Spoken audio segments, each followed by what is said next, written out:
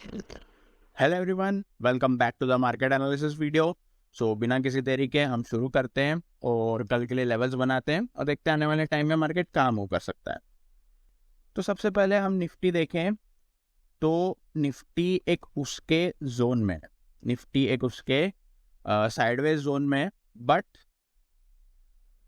Continuously lower highs Nifty form कर रहा है।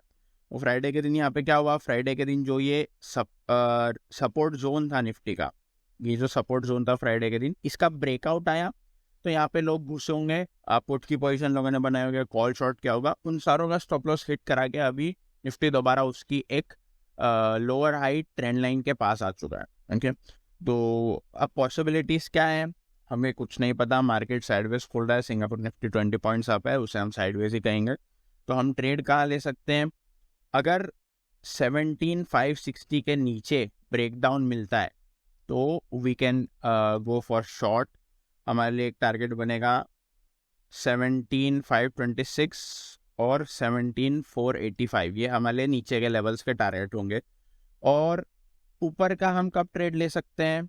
वी कैन गो लॉन्ग अगर 17,659 17,660 का लेवल टूटता है, अगर ये ट्रेंड लाइन का ब्रेकआउट आता है, इमीडिएटली नहीं घुसेंगे हमेशा की तरह।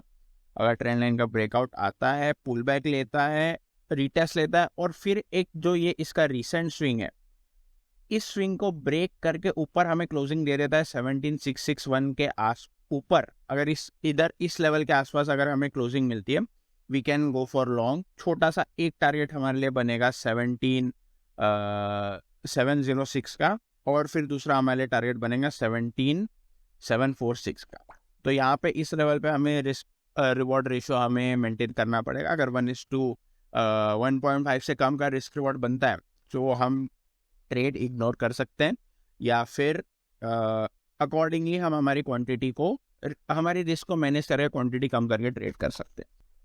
ओके, अब बैंक निफ्टी की बात करें तो बैंक निफ्टी भी काइंड ऑफ गैप अप खुला, फिर नीचे आ गया, फिर गैप अप थोड़ा सा खुला, फिर उसके बाद वापस बैंक निफ्टी नीचे आ गया, फिर दोबारा पे गैप अप खुला 21 अप्रैल के दिन, इधर साइडवेज खुला, ओके साइडवेज खुला, और फिर दोबारा बैंक निफ्टी नीचे आ गया। तो कहीं ना कहीं इस लेवल के आसपास काफ़ी ज़्यादा सेलर्स बैठे हैं, 42,500 के आसपास।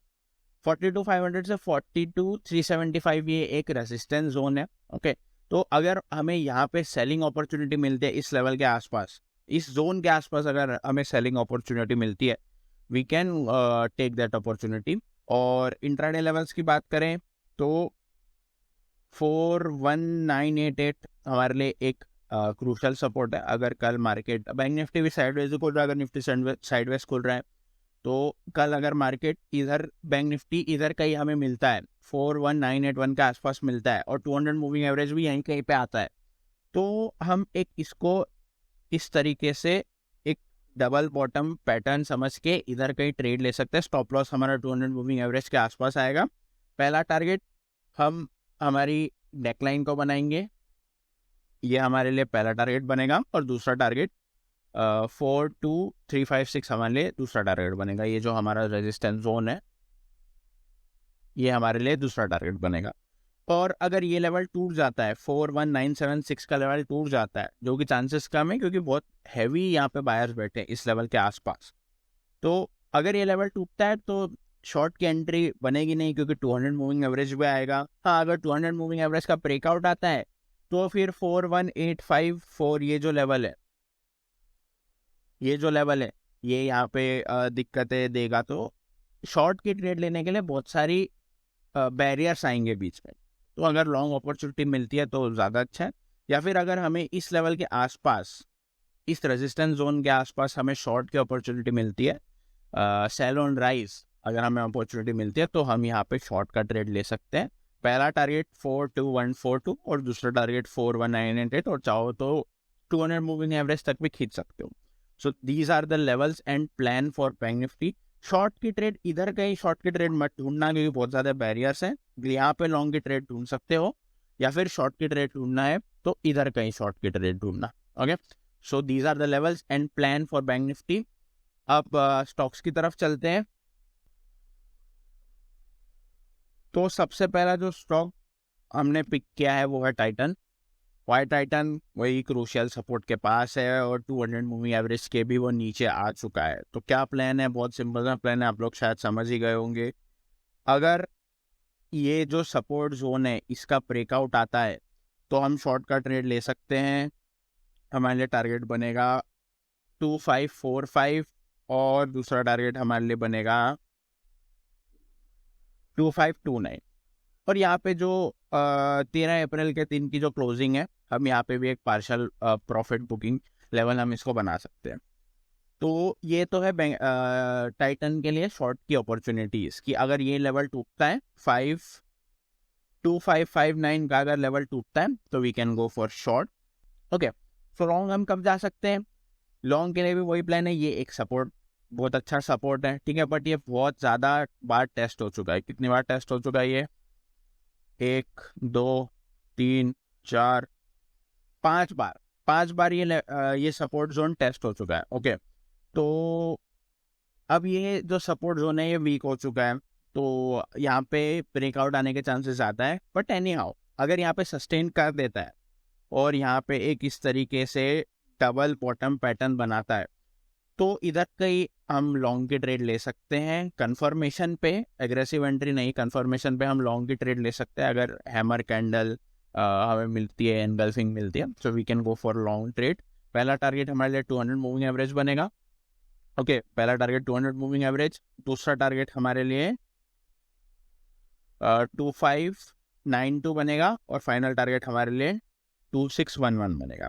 ओके, और एनी हाउ अगर कल बहुत ज़्यादा बड़ा गैप अप खुलता है, जो कि चांसेस कम है टाइटन में, और अगर इधर कहीं हमें शॉर्ट की ट्रेड मिलती है 2611 के आसपास, अगर हमें शॉर्ट की ट्रेड मिलती है तो हम यहाँ पे शॉर्ट की अपॉर्चुनिटी बनाएंगे, क्योंकि स्टॉप लॉस हमारा बहुत छोटा आएगा। 2619 का स्टॉप लॉस आएगा, 19 के थोड़ा ऊपर का हमारा स्टॉप लॉस आएगा। पहला टारगेट 2592, दूसरा टारगेट 200 मूविंग एवरेज, एंड तीसरा यहाँ तक अगर खींच सको तो। Okay, so these are the levels and plan for Titan. Okay, so अगले स्टॉक की तरफ चलते हैं। ओके, अगला स्टॉक हमारे लिए है Canara bank. Why Canara bank? क्योंकि हम देख ही सकते हैं ये एक उसका लोअर हाइज फॉर्म कर रहा है, प्लस उसके एक इम्पोर्टेंट सपोर्ट जोन के पास है। ओके, तो क्या प्लान है?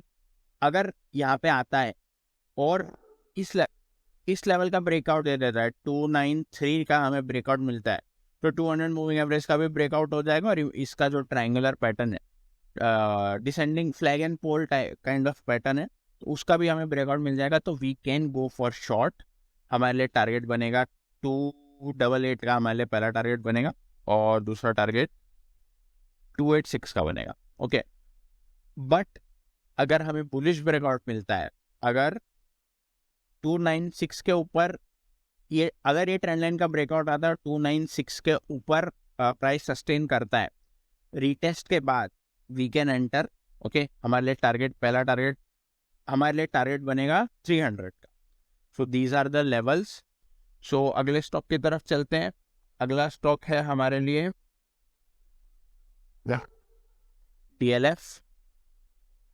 ओके, सो अगला स्टॉक है DLF। DLF में हम देखेंगे तो अच्छा खासा अप ट्रेंड में चल रहा था, पॉज लिया, kind of double top pattern बनाया, ब्रेकआउट आया नीचे की तरफ और 200 मूविंग एवरेज को भी तोड़ के अभी उसके नीचे प्राइस चल रहा है।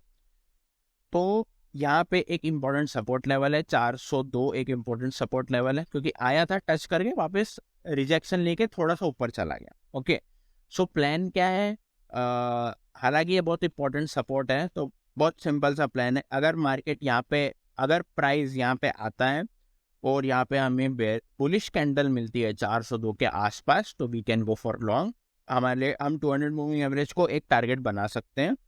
बट अगर इस 402 लेवल का ब्रेकडाउन आता है, so we can go for short trade. पहला टारगेट हमारे लिए 395 बनेगा और फिर उसके बाद जो 384 बहुत बड़ा टारगेट, तो ये स्विंग ट्रेड भी एक बन सकती है DLF के लिए। सो प्लान सिंपल है। अगर इस लेवल 402 एक इंपॉर्टेंट लेवल, यहाँ पे अगर हमें बुलिश कैंडल मिलती है, we will go long. 200 moving average हमारे लिए टारगेट रहेगा और दूसरा टारगेट हमारे लिए 414 का बनेगा। और अगर इस लेवल का ब्रेकडाउन मिलता है, अगर इधर प्राइस आता है और ऐसा कंसोलिडेट करके ब्रेकडाउन देता है, तो we can go for short 395 pound target बना सकते हैं, और फिर उसके बाद जो दूसरा टारगेट है 384 का, बट वो तो स्विंग ट्रेड का टारगेट हो जाएगा.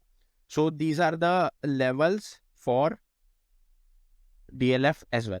Okay, so that's all for today guys. अब हम मिलेंगे अगली वीडियो में. वीडियो अच्छी लगी हो, इन्फॉर्मेटिव लगी हो, तो make sure to like the video, और इस तरह के और वीडियोस देखने के लिए subscribe to the channel. Thank you.